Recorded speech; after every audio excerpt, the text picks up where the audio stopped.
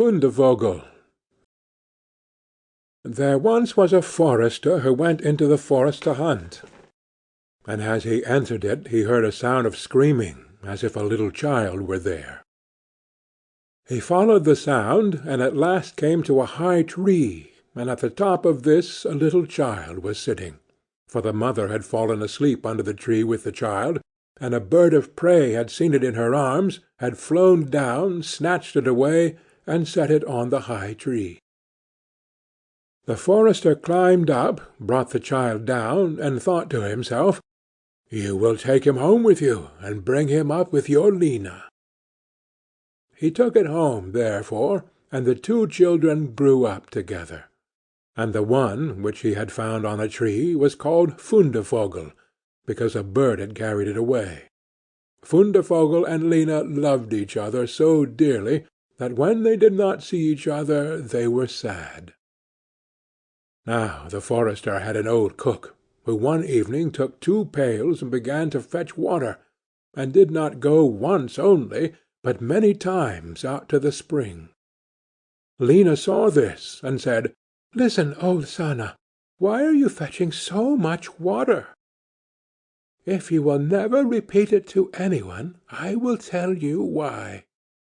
So Lena said no, she would never repeat it to any one.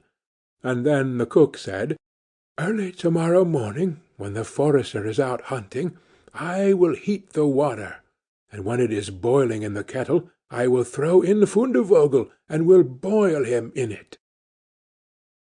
Early next morning the forester got up and went out hunting, and when he was gone the children were still in bed. Then Lena said to Fundevogel, "If you will never leave me, I too will never leave you."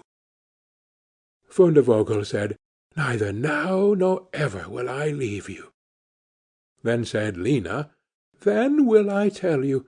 Last night old Sanna carried so many buckets of water into the house that I asked her why she was doing that, and she said that if I would promise not to tell any one, and she said that early to-morrow morning, when father was out hunting, she would set the kettle full of water, throw you into it, and boil you.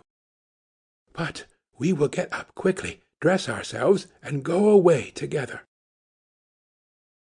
The 2 children therefore got up, dressed themselves quickly, and went away. When the water in the kettle was boiling, the cook went into the bedroom to fetch Fundevogel, and throw him into it.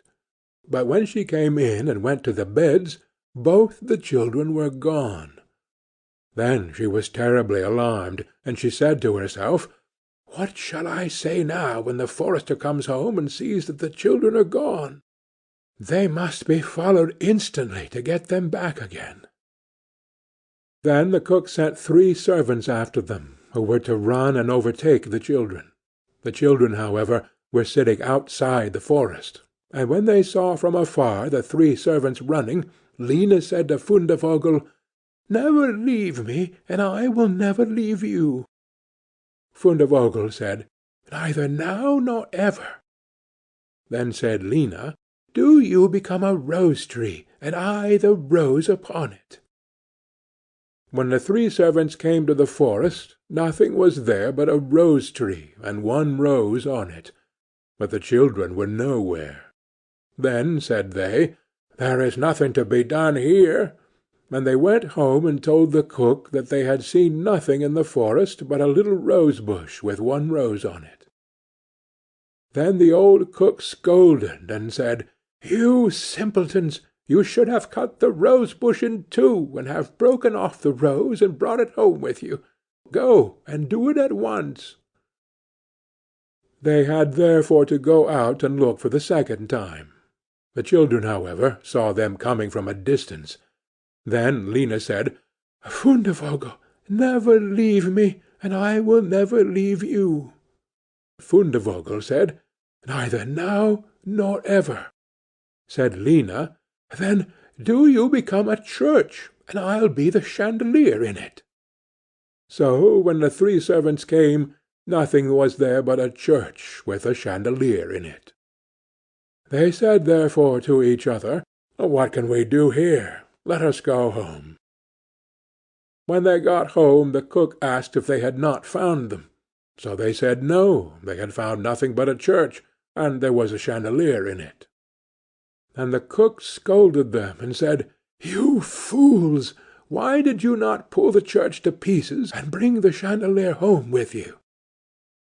And now the old cook herself got on her legs, and went with the 3 servants in pursuit of the children.